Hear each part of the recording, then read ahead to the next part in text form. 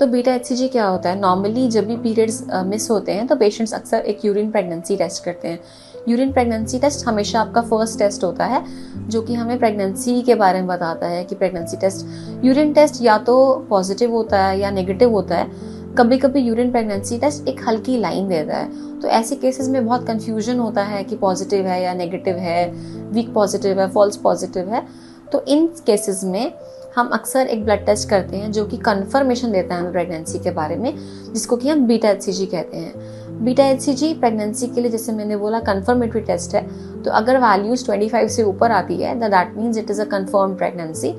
तो beta HCG के बहुत सारे एडवांटेजेस होते हैं, जैसे कि हम बीटा एचसीजी अक्सर डॉक्टर सीरियल बीटा एचसीजीज करने को बोलते हैं, यानी कि 48 आवर्स में रिपीट बीटा एचसीजी करते हैं, ताकि हमें पता लगे कि बेबी ग्रो कर रहा है और कितनी हेल्दी प्रेगनेंसी है।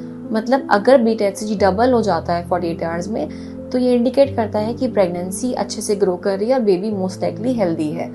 अगर बीटा एचसीजी बहुत अच्छे से ग्रो नहीं कर रहा 48 आवर्स के अंदर, तो ये कभी कभी एक्टोपिक प्रेगनेंसी की तरफ इंडिकेट कर सकता है। अगर बीटा एचसीजी फॉल कर जाता है, यानी कि 48 आवर्स में वैल्यूज कम हो जा रही हैं, तो मोस्ट लाइकली प्रेगनेंसी हेल्दी नहीं है और बेबी ग्रो नहीं कर रहा। तो बीटा एचसीजी के यूरिन प्रेगनेंसी टेस्ट के ऊपर कुछ ही एडवांटेजेस होते हैं। और बीटा एचसीजी एक बहुत ही सिंपल ब्लड टेस्ट है जो हमें प्रेगनेंसी के बारे में काफ़ी इन्फॉर्मेशन देता है, जब तक कि आप एक अल्ट्रासाउंड नहीं कर रहे हैं। अल्ट्रासाउंड किया जाता है 5 वीक्स के आसपास, उससे पहले जो भी प्रेगनेंसी कंफर्मेशन या प्रेगनेंसी ग्रोथ चेक करना होता है। तो बीटा एचसीजी एक बहुत रिलायबल और सिंपल टेस्ट है। Thank you.